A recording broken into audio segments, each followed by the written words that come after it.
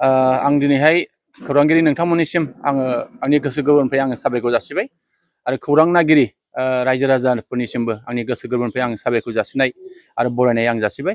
दिनैहाय जोंहा खोब गोजोनथाव बाथ्रा जोंनि 12 नं चिरांदुवार ब्लक कमिटि इउपिपिएलनि सिङाव जोंहा नैबे हाथिसार प्राइमारिनि सिङाव हाथिसार VCDCनि सिङावहाय जोंहा दा PMAY-G आवास प्लास बे न' लुनाया दिनै सोलिगासिनो दङ आरो दिनैहाय नैबे 3 नं मैनागुरि सनापुर गामियाव जोङो सासे बेनिफिसियारि बिथां प्रमेश्वर नार्जारिनि न'खराव जोङो दिनैहाय न' गायसननो जोङो लादों आरो बे न' गायसननो लानाय बे हाबाफारियाव जोंहा VCDCनि जोंहा लेङाइ मासिगिरि दङ मन्थस नार्जारि आरो जोंनि प्राइमारि कमिटिनि जोंहा आफादगिरि धीरत बसुमतारी, जोंहा गाहाय नेहाथारि देबानन्द बसुमतारी आरो जोंनि जोंहा मेम्बार बिथाङाबो दङ आरो जों ज्योति प्रसाद सिंह बिथाङाबो दङ आरो जोंनि ब्लकनि आरो प्राइमारिनि VCDCनि जोंहा गोबां मेम्बारफोर फैनानै बेहाय मैखोमै बाहागो लादों। आं गिबियावनो बिथांमोननो साबायखर जासिदों। आङो बेखौनो बुंनो लुबैदों दिनैहाय जोंनि नैबे बिटिआर सरकारनि जे खुंथाय बे खुंथायनि गेजेरजों जोंहा दा गोबां गोरिबफोरनो जोंहा PMAY खासा हाउस लुनाया सोलिगासिनो दङ आरो बेजों लोगोसेनो जोंहा दा PMAY आवास प्लास बे लुनाया सोलिगासिनो दङ। थांनाय समावहाय जे खासा हाउसनि जे न' लुनाय जोंनि समस्थियाव जोंहा 9था VCDC दङ।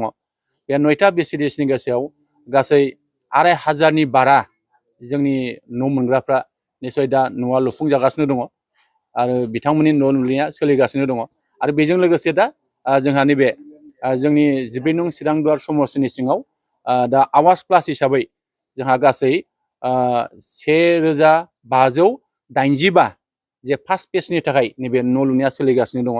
दा बिनि गेजेराव जोंहा माबा हिसाबै हाथिसार हिसाबै गासै 236टा नैबे न' लुनाया दा सोलिगासिनो दङ आरो दिनैहाय जोङो नैबे प्रमेश्वर नार्जारिनि न'खौ जोङो बेखेवनो मोननानै खोब गोजोननाय मोनदों आरो जोंहा देवस्रि VCD हिसाबै जा 104 दिनैहाय आवास प्लासा लुजागासिनो दङ आरो सान्तिपुर VCDC हिसाबै जोंहा 113टा बे लुनाया सोलिगासिनो दङ। थाइखाजुरा VCDCआव जोंहा 183 183टा बे लुनाया सोलिगासिनो दङ आरो खुंग्रिं VCDCआव 187 बे न' लुनाया सोलिगासिनो दङ आरो रुनिकाटा VCDCआव 225टा बे न' लुनाया सोलिगासिनो दङ।